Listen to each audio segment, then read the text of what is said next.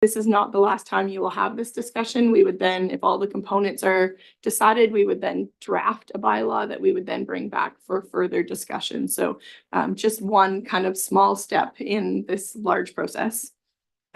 Again, not sure if we'll get through all of these discussions today, but we'll continue down the path that we started a month ago. Just by way of reminder, we did have 4 resolutions pass at that June 19th meeting. We established that the participants of the service would be the City of Port Alberni, Electoral Area B, Beaufort, D, Sprout Lake, E, Beaver Creek, and F, Cherry Creek. We also established that it would be done, the participating area approval would be done by referendum, with each area requiring to approve the vote in order for it to pass, and that it was for an aquatics facility only. No other recreational amenities are going to be included in this service. And finally, the last decision was that we were going to do it on a voting model of 1 vote per participating area director. So that's kind of where we got to. Where we stopped was when we started getting into the financial aspect, which is where we're going to mostly pick up today. This apparently isn't showing up well online, so we will re-PDF and send it out. But since that time, when we decided about the service participants, Director Coots from the Chucklassit tribe government did reach out and express their desire to be a participant, not through a service agreement model, but actually a participant in the service. So that is the first area that I would like to discuss today, is a request from them, and have added a recommendation at the beginning of the report to add the Chucklassit tribe government as a service participant, but happy to have discussion prior to that. Thank you, Terry. And I really want to thank Director Coots and Chucklassit government for making this major decision and deciding to participate in the proposed aquatic facility. So thank you and your government, and please pass along our thanks to them as well. Did you want to say anything before the discussion starts? I can ask you if you want to talk first.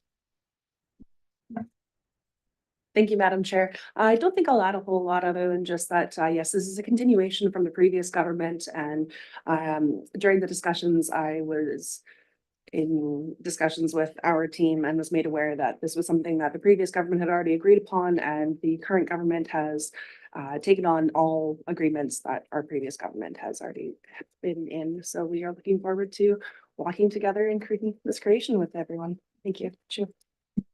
Thank you. Any other questions or comments? Dr. Coots, would you like to make the motion? Yes, thank you, Madam Chair. I would like to make a motion that the Alberni Valley Bamfield Services Committee directs staff to add the Chucklassit tribe government as a service participant to the draft Alberni Valley Aquatics Establishing Bylaw. Moved by Director Coots, seconded by Director Sparrow. Any final questions or comments? Director Boyko. Yes, thank you, Chair. So I just wondered the motivation, I understand behind it, we want to work together as a team, but are we looking to add the Chucklassit tribe government as a service participant so they can vote on the actual pool itself, but financially they will be committing 0 funds to it? Is that correct? Thank you. Terry? That will be kind of determined as part of these next discussions about apportionment. It depends on what model of apportionment that we choose in terms of the whole service, and different models using population or other mechanisms will have them paying more or less, just like all the other areas. Making them a service participant does give them a vote, which is different than the service agreement model. But again, it will be these next discussions regarding apportionment are going to decide how much each area is going to pay for participation in the service. Please go ahead. This is a follow-up. So the 3 options that are presented, there are 0 costs or 0 financial benefit coming from the Chucklassit towards the actual potential aquatic center. Is that correct? No, that is not correct, and we will get into that. So there is no cost per household because of the way that they do their taxation model. They don't pass the requisition amount onto the individual homeowner. The government as a collective pays that requisition amount. So there is a bunch of NAs on those upcoming slides. However, that's in the portion that talks about like the average residential tax rate and the residential estimated amount per average household. Because that part is not passed on. But if, here, I'll just page down. But if you look at the column that says, like in this case, converted land and improvements requisition by area, in this model, it's $45, but the different models have different amounts. It's just that there's no residential tax rate because they don't do residential taxation at this time. Did you have another question, Director Boyko? No, I think that's fairly straightforward. Thank you. Any other questions or comments? Please go ahead, Daniel. I just wanted to add a comment. Like I really appreciate this because this is a new area for us to discuss, and it's pertinent. I want to share this with the board because it's pertinent with all treaty nations that are members of the ACRD, but it's also pertinent with our discussions with inclusive regional governance. And so I just want to flag that this is a really important discussion, and where we do come across any potential roadblocks that we see, I would like to add some of these discussion points to the recommendations we're making to provincial legislative change, because this is where we run into, or potentially run into, some issues where respecting different governance approaches with all our members, not everyone is using the same system, but yet our current legislation is really sort of strapped into everyone following one sort of financial formula. And so I just want to make sure that we keep open minds in our discussion, that if we like an idea but find the legislation doesn't help us, this would be a great opportunity to flag it with the province and move things forward. So thank you again, because for you, Chuck, this is a really pertinent and important discussion. Thank you, Daniel. Any other questions or comments? Terry. I just have one more that the extra layer that makes this even more complicated is when you Uchuklesit tribe government is doing their business, they're doing it on behalf of their members, and our regional district model is based on land area and service area. So in our case for Uchuklesit, that's the people that live on the treaty lands that are not members necessarily that are living in Port Alberni. And so it's kind of two different decision-making bodies trying to work together, which adds like an extra layer of complexity, because a lot of their members do reside within the Alberni Valley and would be paying for this service through rent or ownership or property taxation. But then from our regional district and me establishing a service for this, we're really talking about those that are living on the treaty lands. So just, yeah, two models trying to figure it out together. Thank you, Terry. You said a couple of keywords there, working together, and I think that's very key moving forward. Okay, last time, any final questions or comments before we vote on the motion? Seeing none, all in favor of the motion? Any opposed? Motion carried. Thank you very much. Terry, please go ahead. Okay, so now we're going to move into talking to like the revenue aspect of a bylaw. And so obviously there is taxation that we will discuss next, but there is also user fees, capital or operational grants from senior levels of government, contribution or service agreements from non-participants, as well as lease, concession revenue, and sponsorship revenues. So my view on this is that it's early. It's in the early days to be trying to start setting these amounts, that we don't know when this facility is going to be constructed. We don't really have a final model yet. And so I almost feel like this is a little bit of cart putting before the horse. So I am recommending that we don't actually get too much further into this discussion regarding user rates and other revenue. We will definitely put it as a mechanism in the bylaw so that we have the ability to explore that. But I feel like this is a step that we start setting these levels after we actually know a service is going to go ahead, because I don't think it provides pertinent information for the public in terms of making a decision.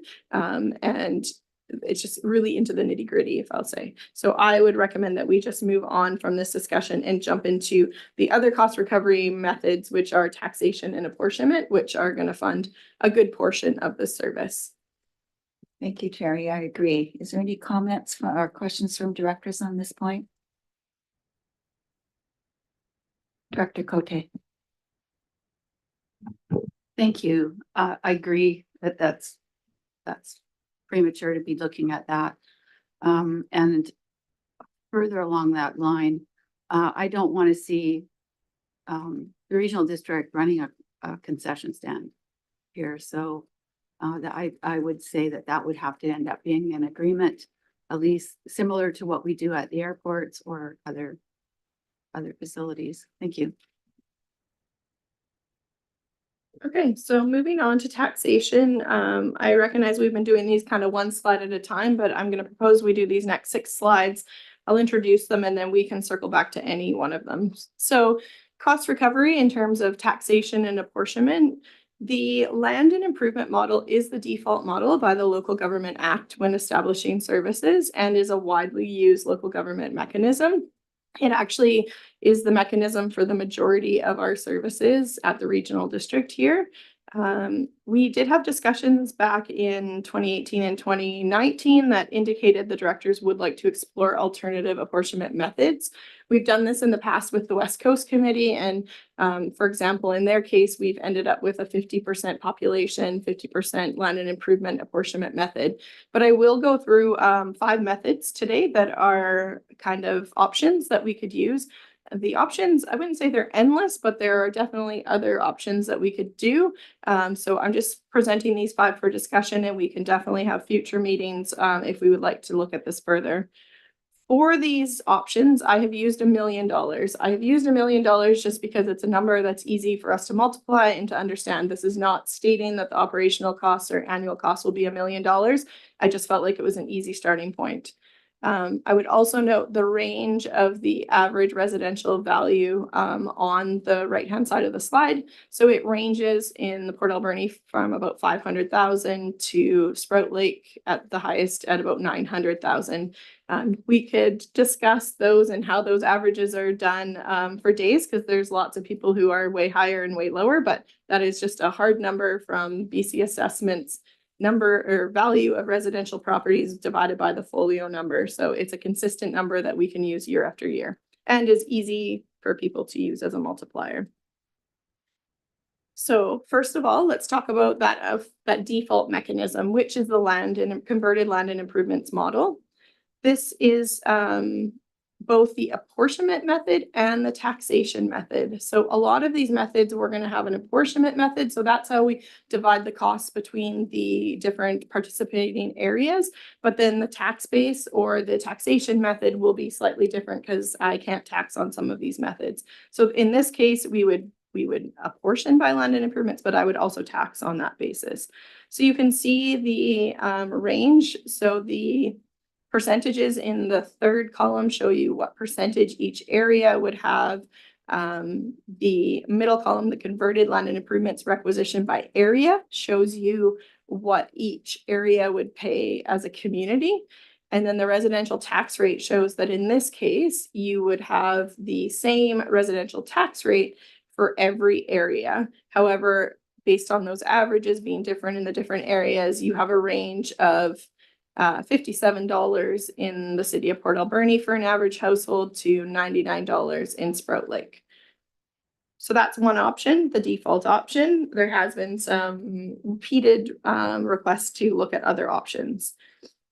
So another option, which seems reasonable, it's people that use aquatic facilities, not necessarily lots or land. So if we did it by population, we can definitely apportion or divide the cost by population. However, we cannot tax people. So we would then still be using net taxable value of land and improvements in the participating areas to do the taxation. So again, we've tried to break out what the population apportionment by requisition area is. you can see that everyone ends up with a different residential tax rate. So each area would end up with a different rate. And the range of those has Sprout Lake paying 33 per average household, all the way up to Beaver Creek at 84. So I have starred that the Beaver Creek and Sprout Lake areas exclude the residents living on the Sashot and Hoopachesset reserve lands. Just to go into a little bit of detail regarding that, the votes at this board table, like when you're looking at an electoral area, those living on reserve land, so non-treaty nations, the populations for the residents that reside in that area, including the reserve lands, get added to the weight of a director sitting at this table. Where when we go to pull this out for in terms of apportionment, we can actually remove those populations, and those can often then become a component of the service area, the service agreement discussions. So that's what we've done on the West Coast. We have removed those populations such as Taloquit from the service area. And now as we're negotiating a service agreement with them, it gives us a really good base. Like we're saying, we have a cost per head of this in this area. So let's start a negotiations there. So I did remove those. That again is up for discussion. We could leave those populations in those areas. But they are members and on reserve lands for Sashot and Hoopachesset. I see hands up, but then down, so I'm gonna just keep going, I think. So that's the population one. Then we could do a hybrid of the two. We could take 50% being based off population, 50% off land and improvements for the apportionment method, but then again, we would be using land and improvements to do the taxation. This one actually shows that we end up with at this point, a little bit more consistent cost per household, averaging between $64 and $78. That can change over time because populations are going to change, assessed values are going to change. So this is literally a snapshot in time, but does make it a little bit more consistent at this point.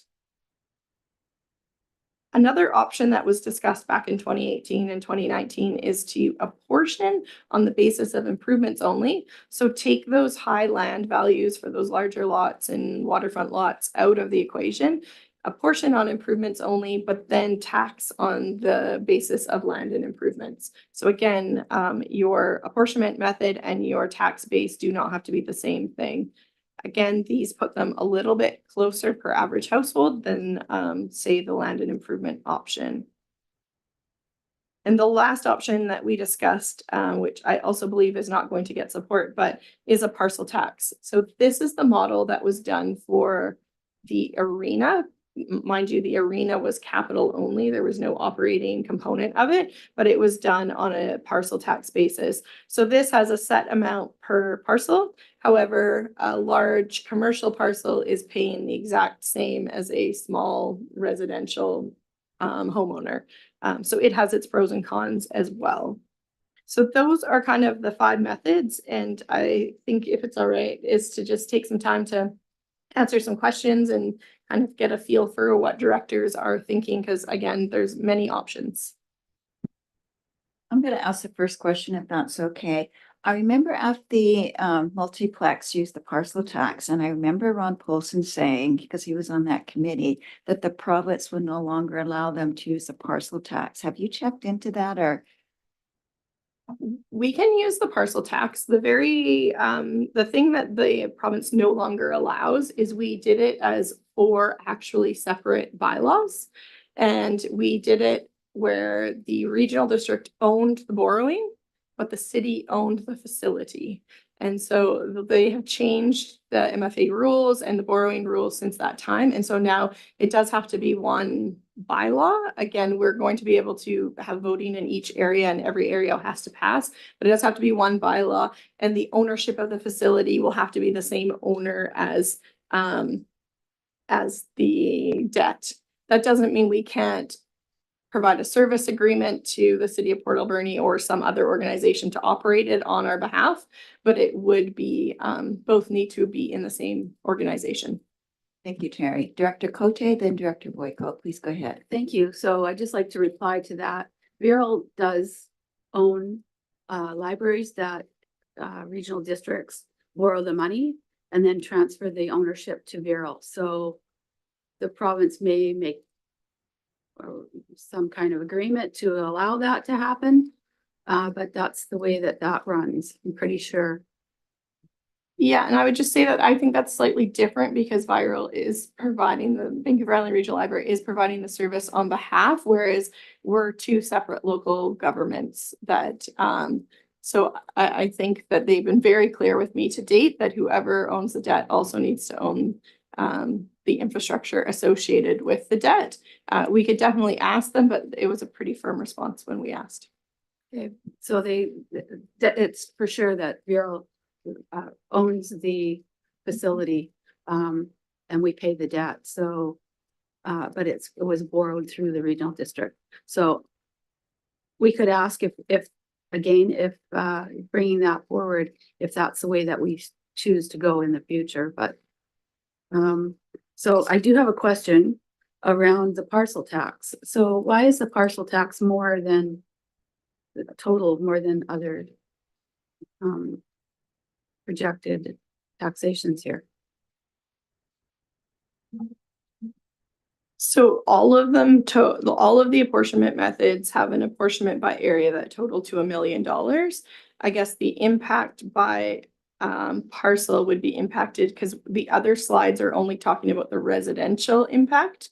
Whereas this one, every ownership has the same responsibility. So the industrial use that is on one parcel is paying the same as the small homeowner. So it ends up slightly driving up the cost per residential in this case. Thank you, Gordon. Thank you. So first part of your presentation on the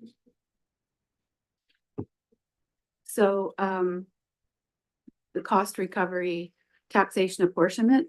So the assessed value, does that include forestry or is it strictly residential?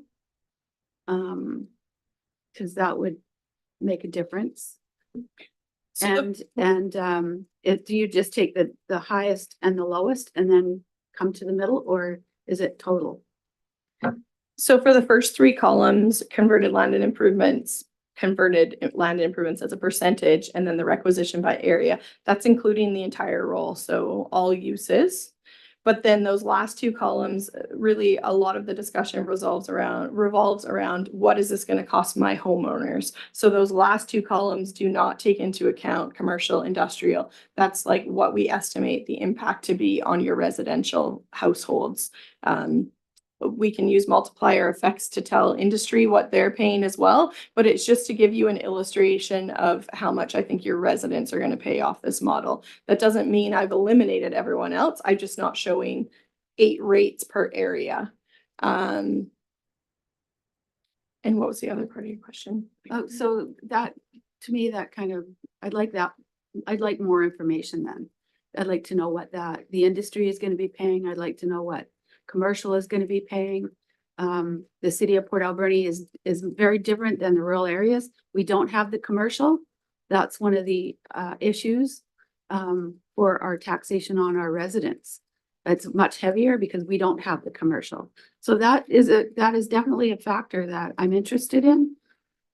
Yeah, and if we could eliminate a few of these options, I'm definitely happy to provide it. It's just really hard to get it concise because then we would have 8 sections for 6 areas. So it just would be really hard I would never be able to put it on one slide for you. So it's definitely information I'm easily able to create. But I felt like the main discussion is what is the impact to our residential one. So if we can eliminate a few of these and ask for further information on like 2 or 3 of them that you guys are wanting to consider, we can definitely bring that back. Thank you. Sorry, one last. No matter how we do this, unless it's parcel tax, when the taxation comes out, no matter which choice we make, it comes out by assessment based in the end, right? So there's 3 choices. There's parcel tax. Like we could apportion by something else and then parcel tax it if we wanted to. There's land and improvements collectively, or you can do improvements only. There's kind of those 3 methods.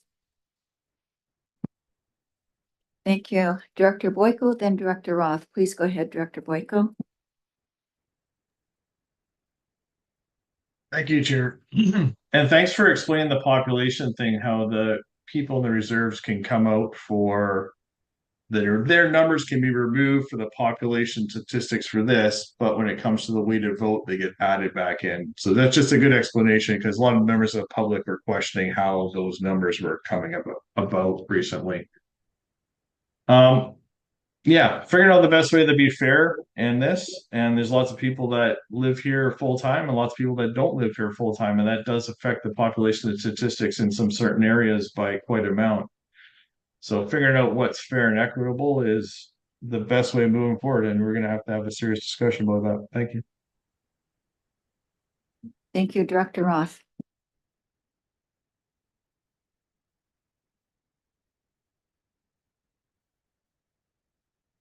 Director Roth, you're muted. Thank you. Sorry. I looked through all these and I looked over them quite closely, and Beaver Creek ends up paying the highest amount several times. So in my opinion, I would like to eliminate options 2, 3, and 4 and just keep either option 1 or 5 as a possibility. Thank you.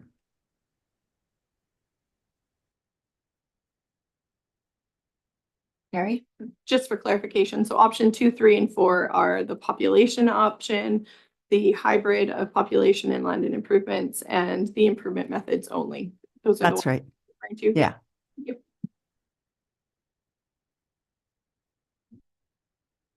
Did you have another? Okay, thank you. Any other questions or comments?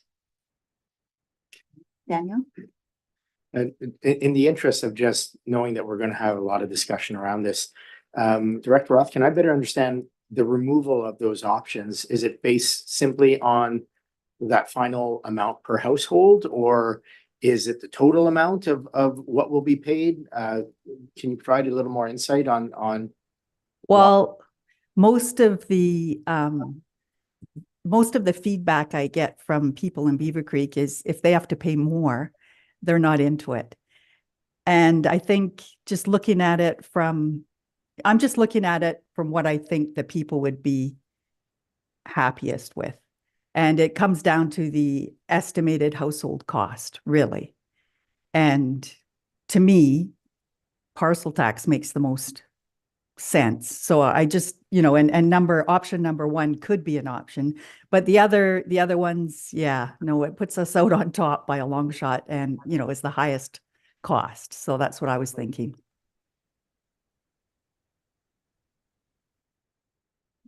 Director Minions? Thank you. And thanks, Terry, for all the work that you've done on this. It is informative to see the numbers, and I think it's natural for each of us to look immediately to the number for our area for each of the options and obviously not want that to be the highest. Nobody wants their area to be the highest. And I think to Director Roth's point, it is important, as much as I kind of want to say we should ignore that. We have to look at what makes the most sense. It is important for us to consider, what our areas and our members are potentially willing to accept, right? In looking to put something in front of them that makes the most sense. But as much as possible, from my perspective, I'm trying to ignore just being, wanting to drop the ones that make the city the highest or near the highest. So I think from my perspective, when I look through these, my initial impression is that parcel tax we have done and we've had a lot of negative feedback on for, a variety of reasons.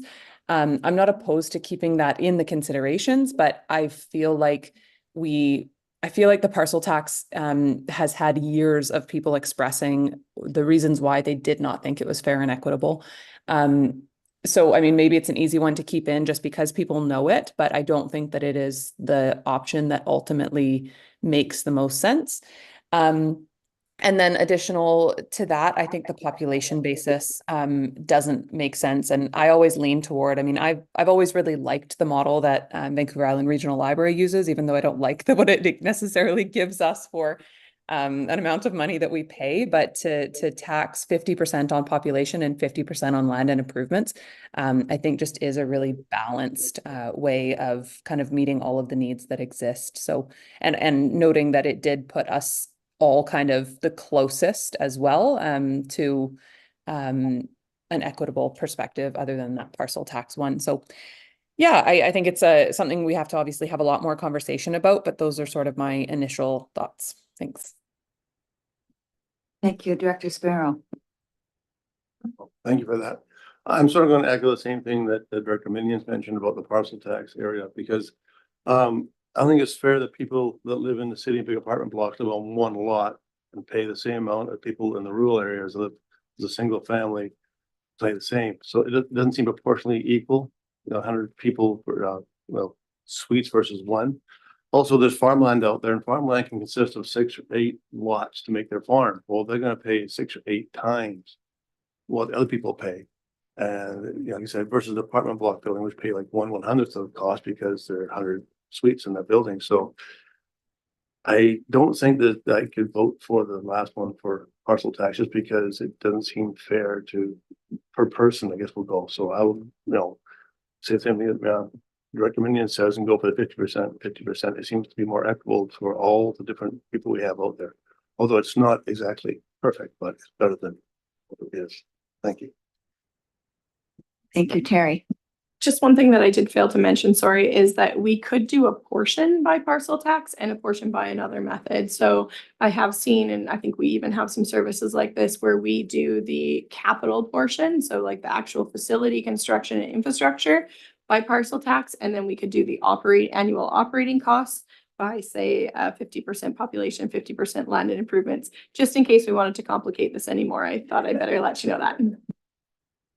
Terry, we don't need any more options. Director Boyko, then Director Cote. Thank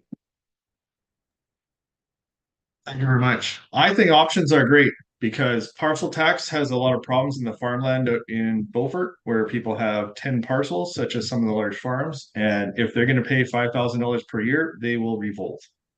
That being said, if we have 50%, where places like Sproul Lake, where 80% of the people don't live there full time, or whatever number that is, then their population drops way down. And you can see the numbers clearly in front of us, how that affects the cost here. So you have to find a balance in the middle here. And that is what we're going to need to do. Whether it's 50-50 or if it's 75-25, whatever it is, it needs to be as equitable to everybody as possible, because no one's going to say blah, blah. And we already have directors saying, oh man, our costs are the lowest out there. We're doing such a good job. So we need to make sure that we're not emphasizing kind of what Director Minions was saying. We're not emphasizing that our costs are the less and our costs are the highest. You need to bring the highest down and the lowest up to make it equitable for everybody, or else this whole process is going to die, very quickly. Thank you. Thank you, Director Cote, then Director Minions. Thank you. So sorry about this, but I was under the assumption that we were looking at cost of building only, not the service. No, the service establishing bylaw will include the whole service. So the construction of the service as well as the operations moving forward.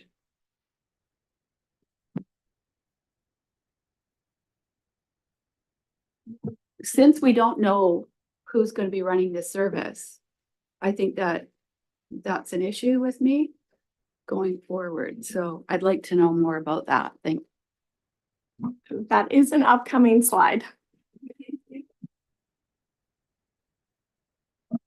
Thank you, Director Minions.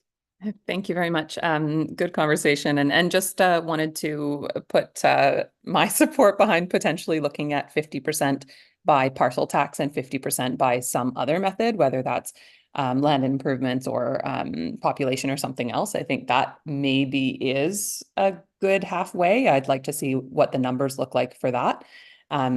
There's pros and cons to parcel tax, obviously, so that might kind of counter them, but give some of the benefits as well. Thanks. Thank you. Any other comments or questions? Daniel, please go ahead. I'll ask a question, which I think I already know the answer to, but I'll put it out anyway. I think we've already identified one of the challenges with parcel tax, particularly for agriculture.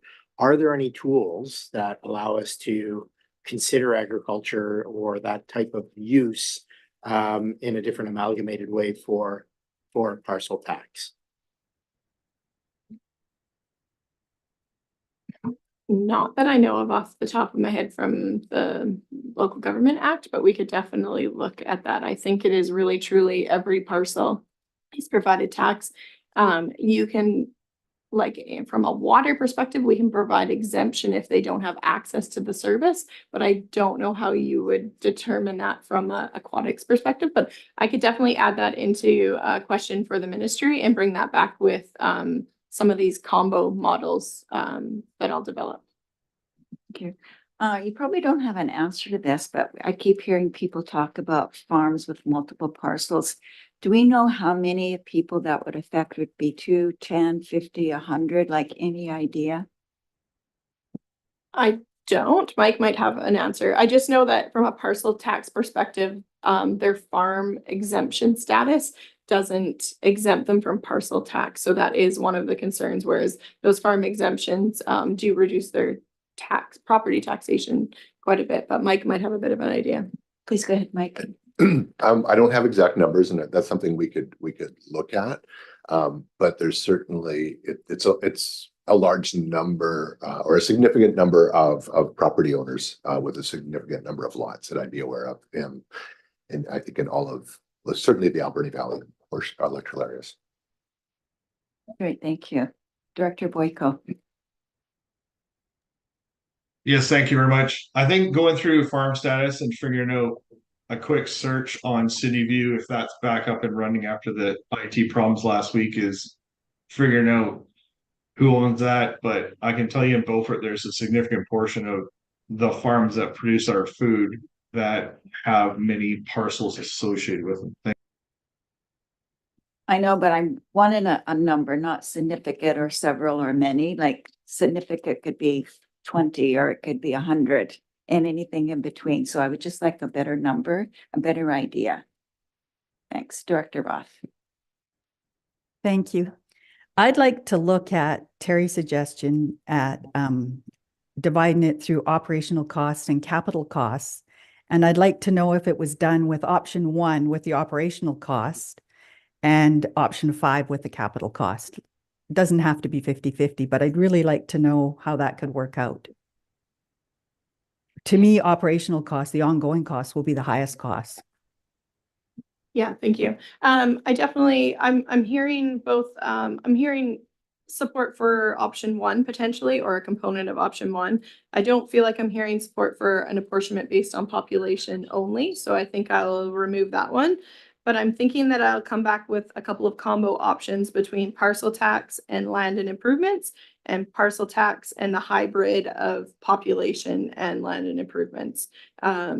And I can definitely bring that back to a future meeting. I've also heard nothing about improvements only. Again, this wouldn't be one that staff would overly support. So I'll probably remove that one. And then we can gather some more information about agriculture exemption for parcel tax and the number of farms and bring that back to a future AV&B meeting. Oh, sorry. Nope, I think that's all. Can I just add to that? Can we also look at the difference between the operational and capital costs, like dividing that line too? Yes, sorry, that's what I meant. Oh, okay. Okay, thanks.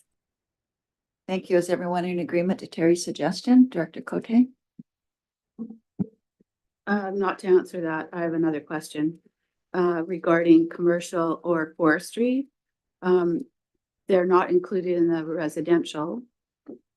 So can we have a estimate as to what that would, how that would help our residential taxation and how that would affect our commercial and forestry, hydro, however, different taxations? Thank you. So it won't help, those residential numbers are going to stay. It would just give you what the other categories are paying. Are you okay if I just give you that as a total, like the forestry section of Sprout Lake will pay this much based on this model? Is that all right, Director Cote? Yeah, okay. Yes, I can add that. Thank you. Everyone's in agreement that Terry will bring back some options that she suggested?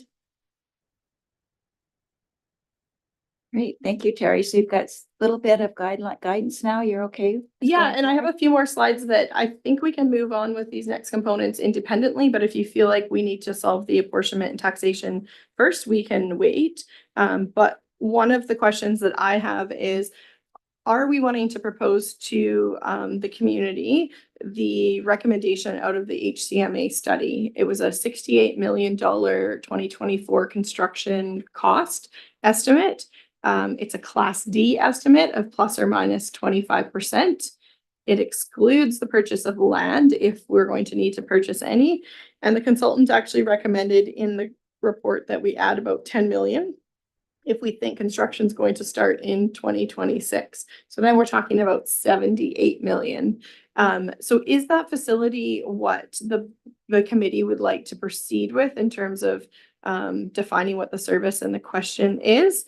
Or are we wanting to revise this model at this committee level and take something slightly different to the public?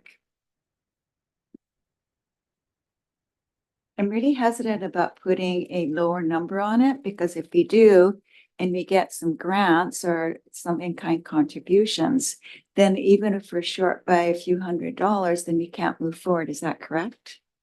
Yeah, so there's two components to this. The next component is reliance on grant funding. So we could give a like, let's say we're going to talk about the full facility. We're going to use this 78 million as our estimated construction cost, base our borrowing off of there. But then we could rule that we're going to actually determine that 50% of that funding is going to come from grants, or we're not going to proceed. In that model, you could also state that you'll proceed with a smaller facility if no grant funding is found, which would limit you to about 40 million or $39 million worth of borrowing if you're saying 50% of it, right? So there's kind of the two components. There's the facility itself and how much are you going to rely on grants. Now, from a grant perspective, we only have 5 years on a borrowing bylaw from the date of adoption to the date that we start borrowing. In grant terms, that's actually not a long time. I think we were 6 years to get grant funding for the West Coast multi-use path. There's usually only intakes often once a year, maybe twice a year, so not a lot of opportunities. And the grant funding will lower the cost per household, but may prevent us proceeding if we're unable to secure it. And then we're back to a referendum stage again, if we haven't been able to secure that funding. So pros and cons. And we could always tell them that we're attempting to get grants and we'll lower the cost, but the reality is that maximum will set what we have the ability to borrow on their behalf. Can you ask the question, the referendum, to a maximum of $78 million, not including any grants or in-kind contributions or cash contributions, something to that effect? I don't know if it'd be in the referendum question itself, but we usually, like there's a lot of other information that goes out with a grant, including FAQs. There's a synopsis of the bylaw, and we definitely could include some stuff in there about what the intention of the board is to secure grant funding. But yeah, that maximum number is a hard and fast number for us for borrowing purposes. Thank you. Dr. Boyko.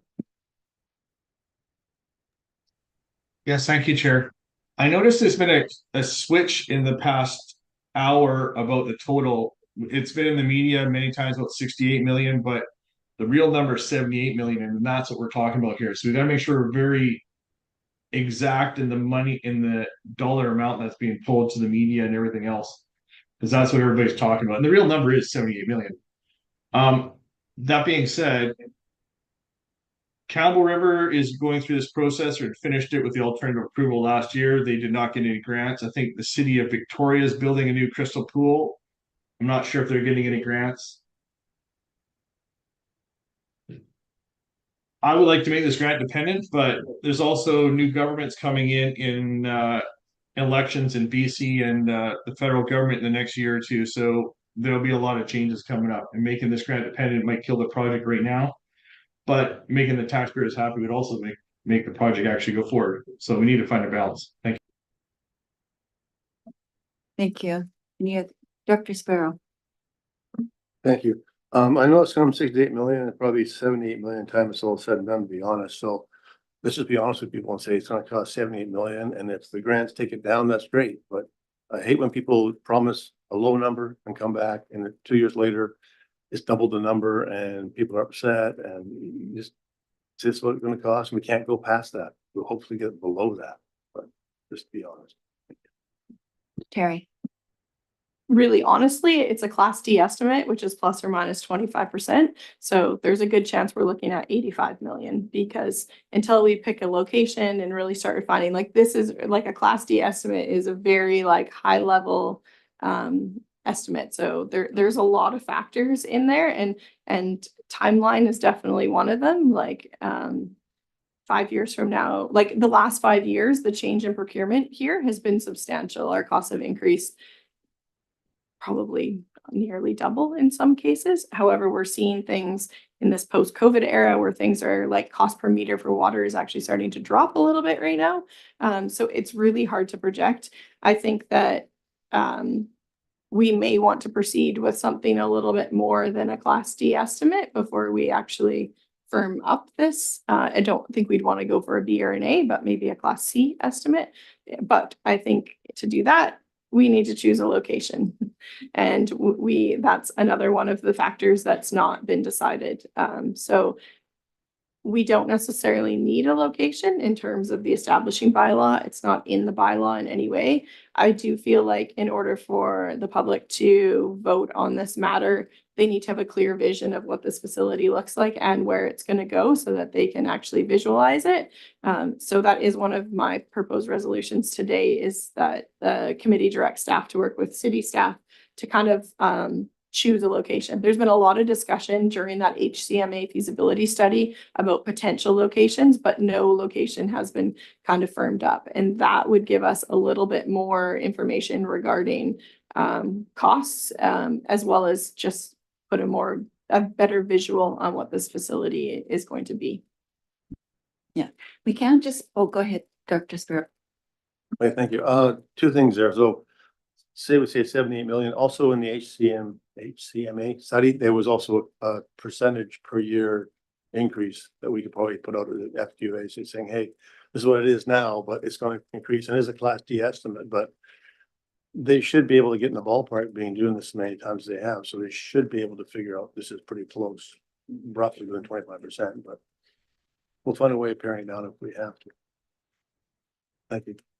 Thank you. We can't just be dependent on grants. We also have to depend on the community and making those in-kind contributions. For example, for the multiplex, Hager Trucking donated the site prep, all in-kind contributions for trucks and drivers. And that was really crucial. It's a lot of money. So those are the kinds of things we really have to encourage. If the community wants this, you have to participate and make it happen. Director Roth. Yeah, thank you. I'm curious, what about the cost of borrowing? How is that factored in, or, is it in these numbers? The cost of borrowing, I can't remember the exact percentage, however, it hasn't changed a lot since that time, was all in that study that was done by HCMA. So yes, that 68 million and their estimated operating costs, which I'm not sure what those are off the top of my head, were all factored into their study. Again, I can't project 5 years from now. It's based on the borrowing rate when we go to borrow, but I believe that we were sitting at like 4.75%, somewhere in there when we did those projections. Okay, thank you. And rates are starting to come down a little bit, so hopefully they'll stay in our favor. Any other questions or comments? Dr. Cote. Thank you. When are we going to start talking about the service? Sure. Can we just circle back and let's just see, do we have agreement that we are going to be proposing like the facility that was in the HCMA recommendation of this? We will refine what we just declare the cost estimate to be, but is this the facility, or is the committee looking to like pare down this or add to it? But is this the model that we're wanting to proceed with? Dr. Cote. Thank you. I would say only if we can get grants. If we can't get grants, then I think that we should look at reducing some of the cost I don't know what that limit is, what the tolerance of taxpayers would be. But I don't think they want to pay full amount. Thanks. The only thing that I would look at maybe to possibly take out would be the steam room because that's expensive to operate and a lot of mechanical issues. Other than that, I think it's perfect. I can't remember how much money that would save.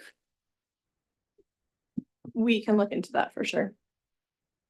Director Boyko. Thank you, Chair. I agree with Director Cote there that we should look at some grant funding as well. And if we don't get it, we can pare it down. Like, for example, there's a steam room, the multi-purpose room, and there are 1, 2, 3, 4, 5, 6, 7, 8, 9, 10, 11, 12 offices. Like, I don't see why we can't have 2 offices, one for manager, one for staff, lunchroom, and then everyone's out on the floor. Like, there's a lot of there's a bit of fat that could be trimmed from this. That being said, we only had 960 people out of the 26,000 in the Alberni Valley do the survey and talk about how we got to this $68 million. So 3.6% of the population made this design that we're all talking about here. So putting a bit of time and effort into this could be a good thing, and trim it down. Thank you. The multi-purpose room could be used for things like birthday parties as well. So we might want to look at keeping that, but there's lots of options. Director Coots. Thank you, Madam Chair. Just in regards to those offices, with it being 12, are these offices going to be strictly always for just staff in regards to the aquatic center, or will these be eventually a moneymaker, for a lack of a better word, being leased out to other user groups? Thank you. Sure. I'll take a swing at that one.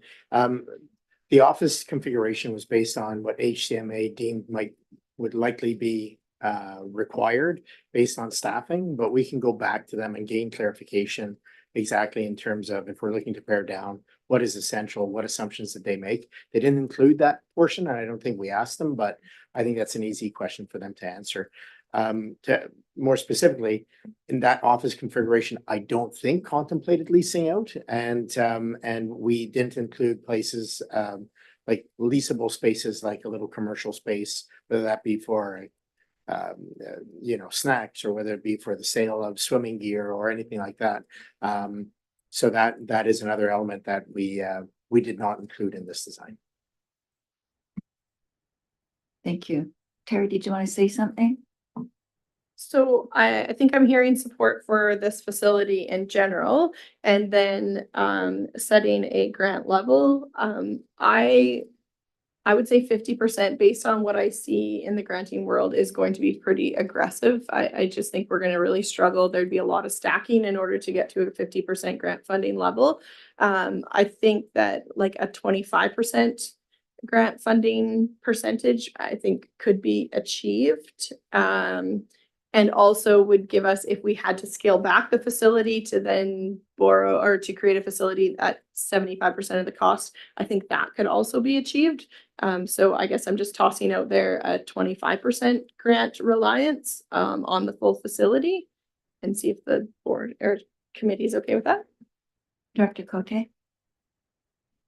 Thank you. So I find it interesting that Port Hardy just opened their pool. So really like to know how they went about this, if they got grants, if they, how the population approved the taxation, and yeah, going through their process, did they have to pare down at all? It looks, I think it looked kind of similar to what we have planned here, with a much bigger population, I'd say, than Port Hardy. And how did they manage to get a new pool? Thank you. I'm not familiar with that project. Daniel, did you guys discuss it all during the feasibility? No, we didn't discuss Port Hardy. We did look at other examples across the island, and in some cases where the referendum went forward with an amount that assumed a grant, and when they didn't get the grant, then they had to go back to the drawing board. Which is why I like where we're going, where we're talking about, let's talk about the full amount, and if we can make it better, let's make it better. I also think that it's really would be really smart of us to talk about. If we don't get a grant, we could pare it down in this way. So again, people know what they're paying for, right? Like if we don't get a grant, we're probably going to get this. If we do get a grant, then we do what the majority in the survey asked for. Just to allow for that range. So the communication element of this is going to be really important. But the cautionary experience that we've learned from other similar projects is that 5-year window is really short. And if you don't actually ask a question that allows you to do something, you're going to end up doing nothing. Terry, I think even 25% grant funding is aggressive. Could we maybe make that 25% grant funding and including in-kind contributions, something to that effect? Yeah, sorry. And I guess in my mind, I'm actually lumping those. So like basically building it at 75% of the total construction costs. So whether that's achieving components in kind or other sort of opportunities, including grants. One thing that it is eligible for using the Canada Community Build Funds or the Community Work Funds. So I don't know what Port Hardy has done, but that it is an eligible project over that. We get about $550,000 a year of those funds that we can assign to what we would like to. Historically, we've assigned those to water and more recently fire departments, but that is something that we could use to stack onto other items to achieve this project. But yes, I agree. 25 is still aggressive, but it's not 50. Director Boyko.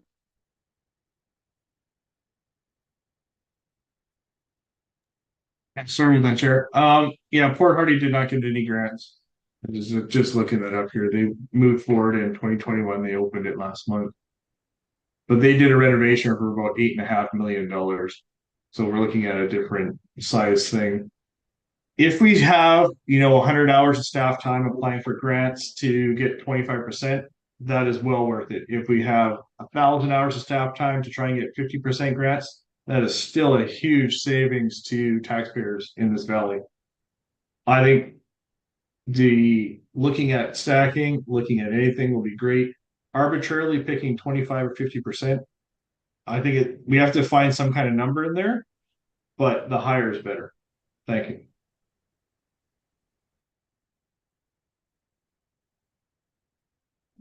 Director Sparrow. Thank you. So if we put on a number of say 25% or 50% grant funding and we don't get it, does that mean the project stopped? So if that's the case, then maybe we should hope for it and not put it in, because to get the project stopped is something out of our control completely is not a wise thing to do. It's a great thing to have. And if we get the grants, that's even better. But if we don't, we stop the project by accident. That's not a wise thing to do. Thank you. Absolutely. Funding it with taxation is the easiest option from a construction standpoint, but does drive up those household numbers. And that is part of the referendum question, is what your tax rate is and how much it's going to cost you. So it's kind of a catch-22, because do you put this at a level that we can build it, but they won't vote for it because it's so cost prohibitive for them from a household perspective? Or do we hope that we can get grant funding? Yeah, it's a tricky one. I would actually say that we don't need to decide that today, and we can bring that back at the next meeting. Is the committee comfortable making the resolution about that the HCMA is the preferred facility option as outlined in the Aquatic Center feasibility final report from April 16th, 2024? I feel like we have consensus on that, but I could be wrong.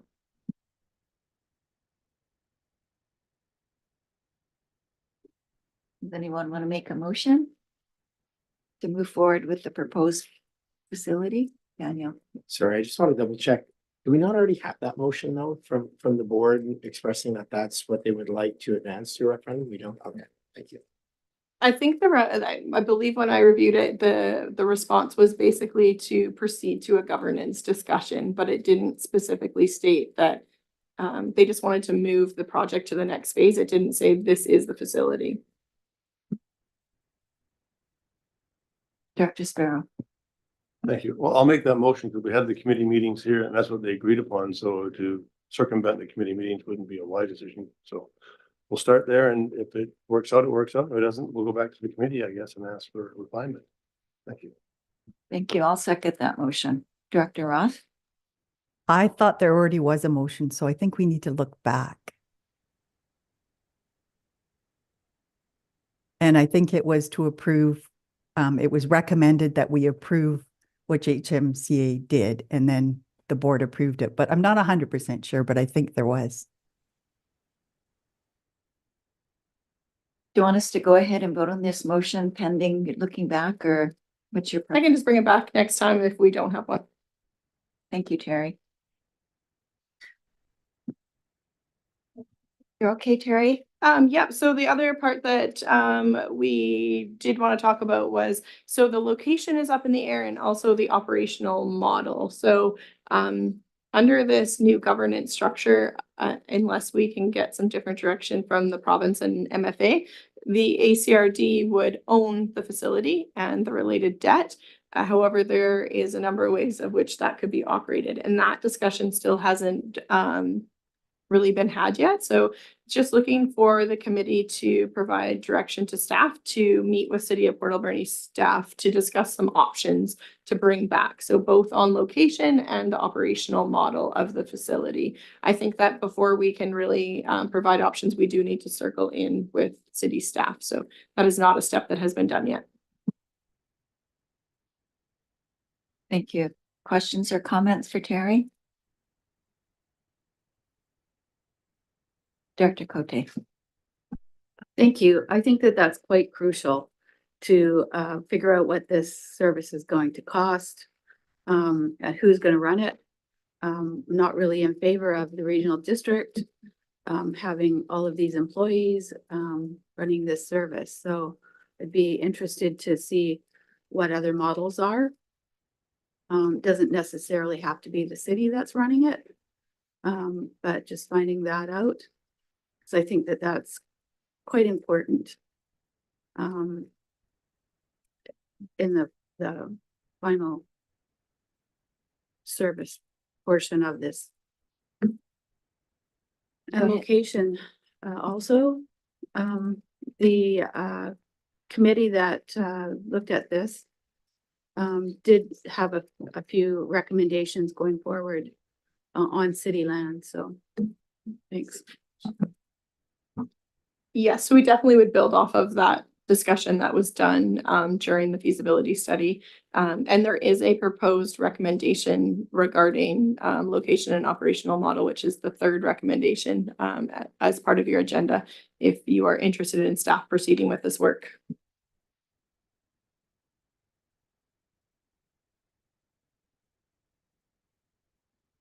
Director Boyko?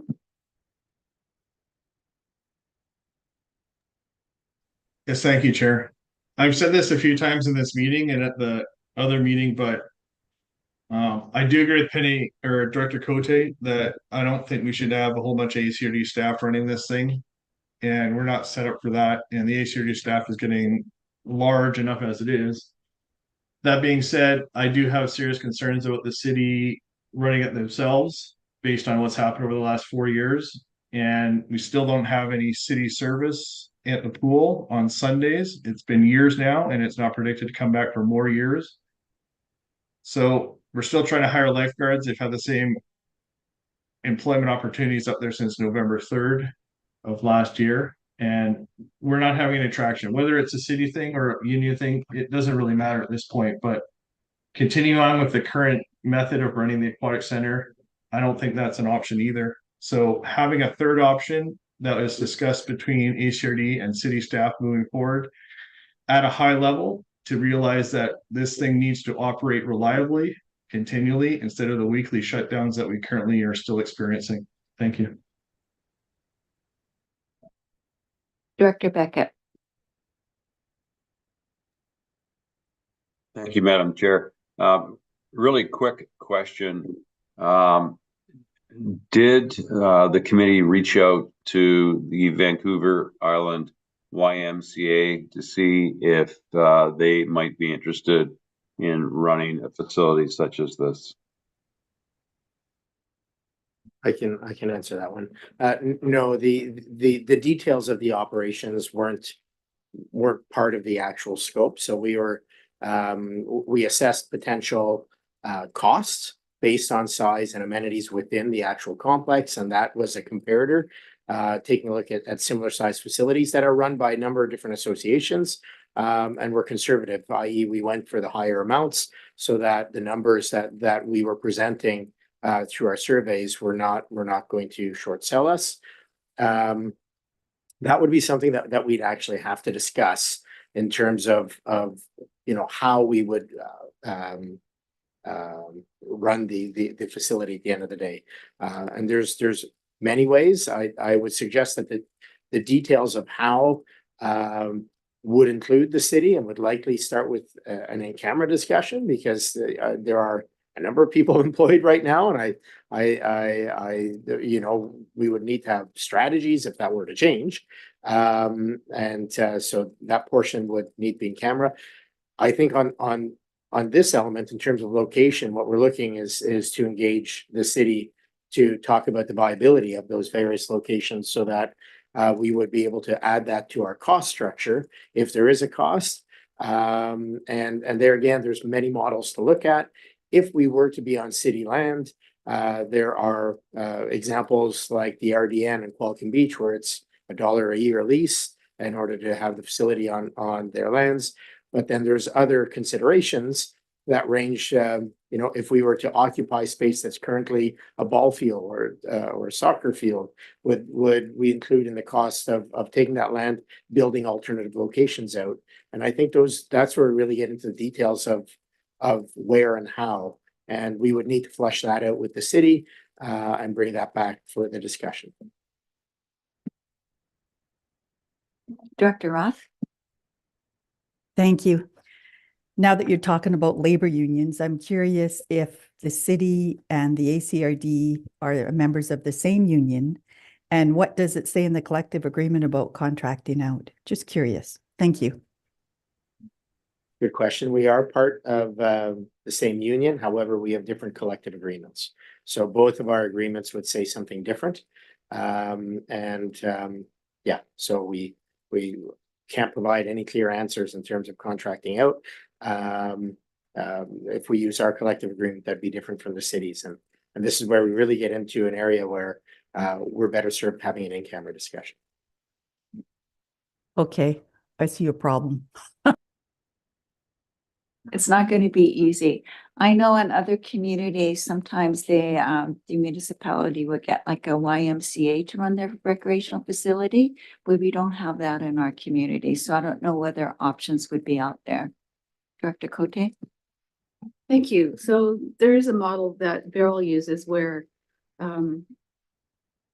they lease or whatever facilities and they run it.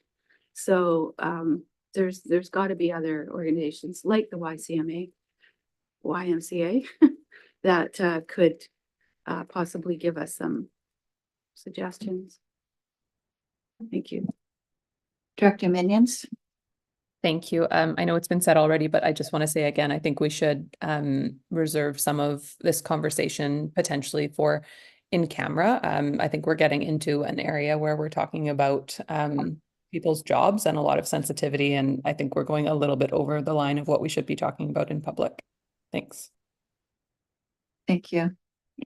Any other questions or comments? So there is a proposed motion in the report. Does anyone like to make that motion?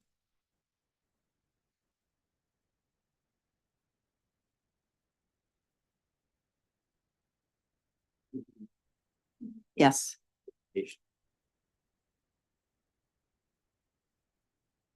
The Alberni Valley and Bamfield Services Committee directs staff to work with the City of Port Alberni to develop options for location and operational model of a new aquatic center for consideration by this committee at a future meeting.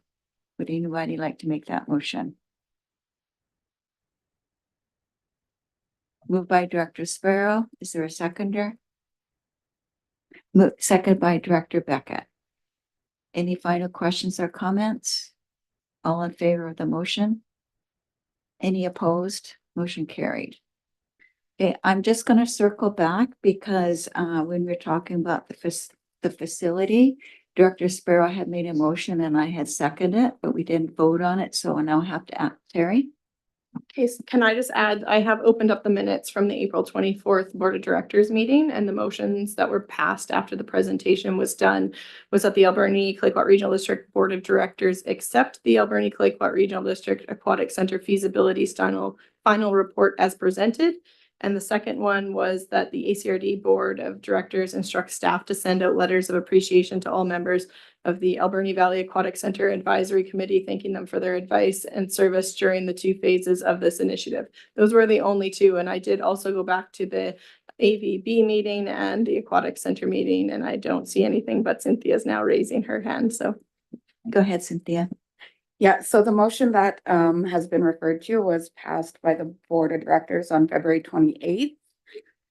And that one says that the Alberni Clayoquot Regional District Board of Directors accept the outcome of the 2023 public survey results and direct staff complete the aquatic center design with Class D estimates as recommended by the Alberni Valley Aquatic Center Advisory Committee, which include the following features. And then it lists the leisure pool, lap pool, and then the additional features. And that one was carried. So do we still have to rescind that motion? Yes. So we have to rescind that motion that was made because it was moved and seconded. So Dr. Sparrow, can you move to rescind that motion? Chair, I'll rescind the motion. Heather makes me do everything legal.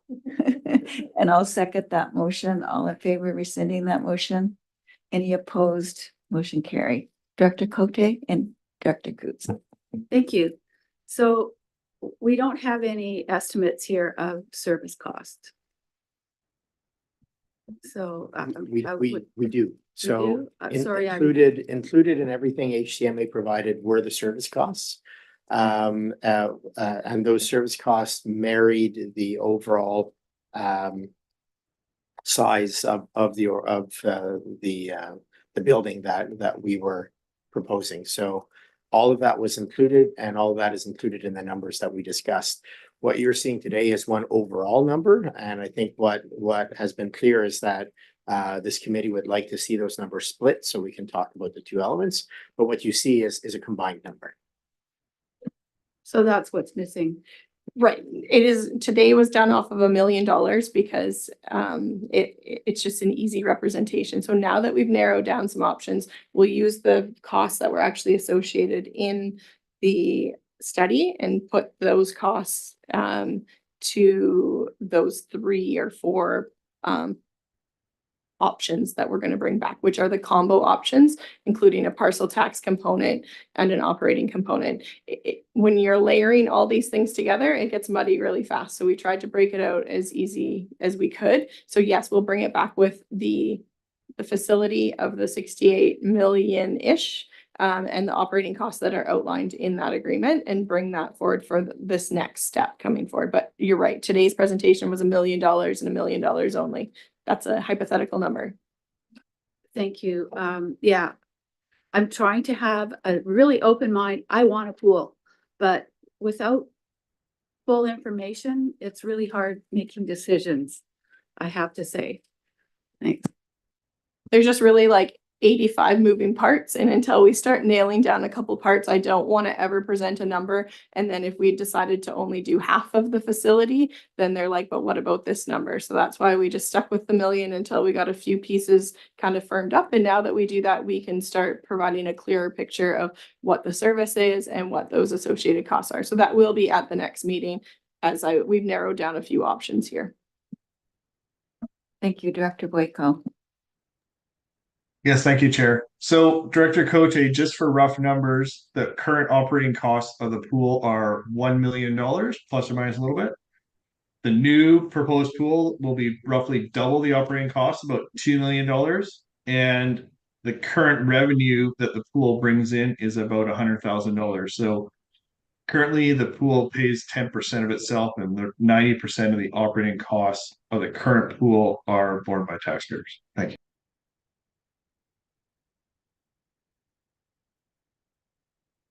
No, okay. Any other questions or comments? Okay, go ahead, Terry. So I think that's it. We're gonna bring back, in terms of next steps, staff will bring back a report on apportionment combos with a bit more detail, including agricultural exemptions, and providing some more details and options for the committee to consider. And then we will also start working with with city staff regarding location potentials and operational models. So I think that's basically where we're at today. We did make a few decisions, and I think we've got some good direction for staff to take back and develop the next report. So thank you. Any final questions or comments anybody would like to talk about? Thank you, Terry. I know this is a difficult process and sometimes it's like herding cats to try and get things that you want out of us. So thank you very much for being so patient and all of your hard work. Okay. Is there any questions or comments online, Heather? No questions received via Zoom or email, and there's nobody in the audience. Thank you. Get a motion to adjourn, please. Moved by Director Sparrow, second by Director Coots. All in favor? Any opposed? Motion carried. Coming in at noon? Yes. Okay, we finished way early. So we can have a bit. See every